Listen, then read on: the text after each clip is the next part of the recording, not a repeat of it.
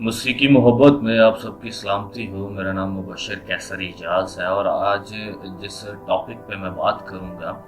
وہ اپ coming event ہے جو 20 اور 21 جنوری کو ہونے والا ہے، جس کو سپر بلڈ مون کا نام دیا گیا ہے۔ اور یہ 20 اور 21 کو جو بلڈ مون ظاہر ہو رہا ہے، اس کو پروفیٹک وارننگ کے حوالہ سے بھی بیان کیا جا رہا ہے کہ یہ شاید آخری دنوں کی نشانی ہے، آخری دنوں کے حوالہ سے یہ سائن ہے، وارننگ ہے، جس کا ہمیں جاننا بہت ضروری ہے، جس کے بارے میں ہمیں سمجھنا بہت ضروری ہے کہ یہ جو سائن ہے یہ شاید آخری ایام کی نشانی ہے۔ اور اس کو سپر ولف بلڈ مون کا بھی نام دیا گیا ہے کہ یہ سپر ولف بلڈ مون ہے جو 20 اور 21 جنوری کو اپیئر ہونے والا ہے۔ اور اس کے اپیئر ہونے سے یسوع المسیح ناصری کا آنا ہوگا، جس کا ذکر ہمیں لوکا کی کتاب میں ملتا ہے، جو ہمیں نشانی ظاہر ہوتی ہے۔ لوکا کی کتاب اس کا 21واں باب اس کی 25ویں سے جب ہم 28ویں آیت تک مطالعہ کرتے ہیں تو وہاں پر ہمیں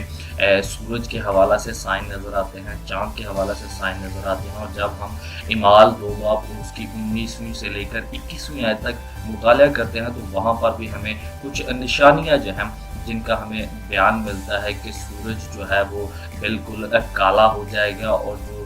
چاند ہے وہ بالکل لال ہو جائے گا، اور جو زمین ہے وہ دھواں دے گی، دھواں دکھائے گی۔ اور جب اسی بات کو ہم متی کی کتاب میں اس کے 29ویں آیت میں ہم دیکھتے ہیں تو وہاں پر بھی ہمیں اس کی نشانی ظاہر ہوتی ہوئی نظر آتی ہے کہ سورج کا کالا ہونا، چاند کا لال ہونا۔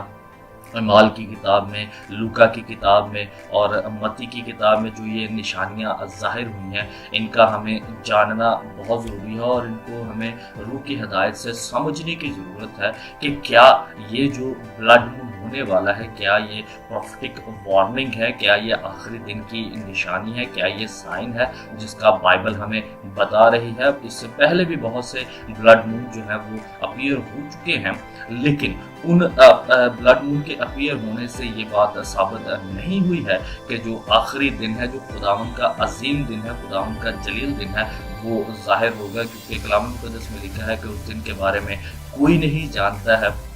نہ تو آسمان کے فرشتے جانتے ہیں، نہ کوئی اور جانتا ہے، بلکہ صرف اور صرف باپ جانتا ہے کہ کب خداوند کا عظیم اور جلیل دن جو ہے وہ ظاہر ہوگا، اپیئر ہوگا، اور لوگ اس کو دیکھیں گے۔ لیکن ہمیں صرف اور صرف آسمان پر دھیان دینا ہے، آسمان پر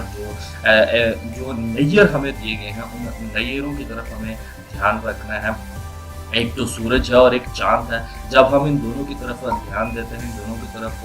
دیکھتے ہیں، تب ہی ہمیں وہ جو آخری دن کی نشانیاں ہیں وہ ظاہر ہوتی ہوئی نظر آتی ہیں۔ یہ نہیں کہہ سکتے کہ یہ جو بلڈ مون ہونے والا ہے یہ بالکل آخری سال ہے، آخری سال کا بلڈ مون ہے، اس کے بعد فوراً سے یسوع مسیح کا آنا ہو جائے گا یا کلیسیا جو ہے وہ اٹھائی جائے گی۔ لیکن یہ بلڈ مون جو ہے وہ آنے والے آخری ایام کی نشانی کی طرف ہمیں گامزن کرتا ہے کہ ہمیں اپنے آپ پر دھیان لگانا ہے۔